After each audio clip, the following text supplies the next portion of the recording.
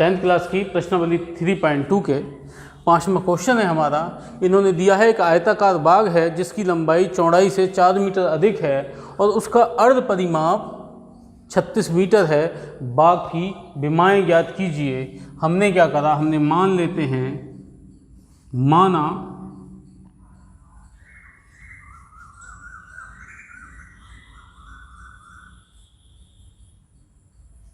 बाग की लंबाई व चौड़ाई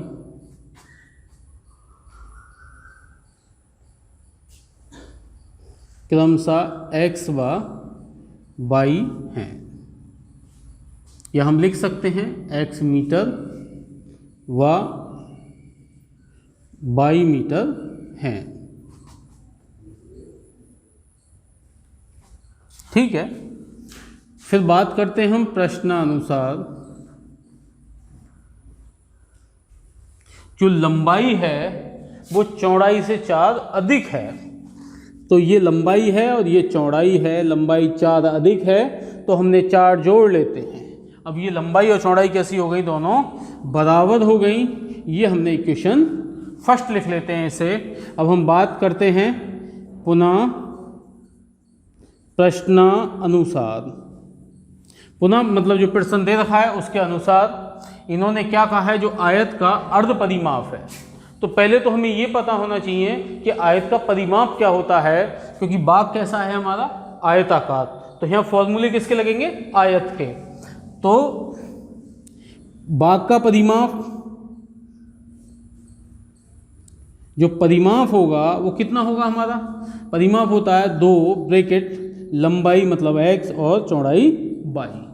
तो ये परिमाप है हमारा।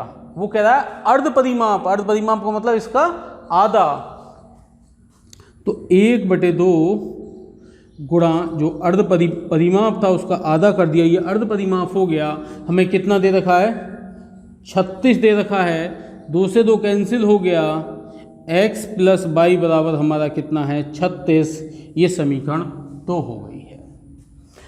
पहली बार जब हमने अपना प्रश्न पढ़ा तो उन्होंने कोई कंडीशन नहीं लगाई है कि सवाल को आप ग्राफी विधि से हल करें या किसी अन्य विधि से हल करें। तो अब आपकी जो इच्छा है आप उस विधि का प्रयोग कर सकते हैं। तो मैंने क्या करा, समीकरण 1 से x का मान समीकरण 2 में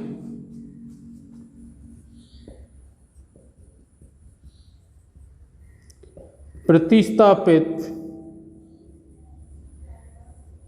करने पर, तो अच्छा x है उसकी जगह हम कितना लगाएंगे, y + 4।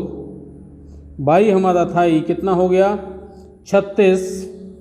2y बराबर 36 - 4। आप देख सकते हैं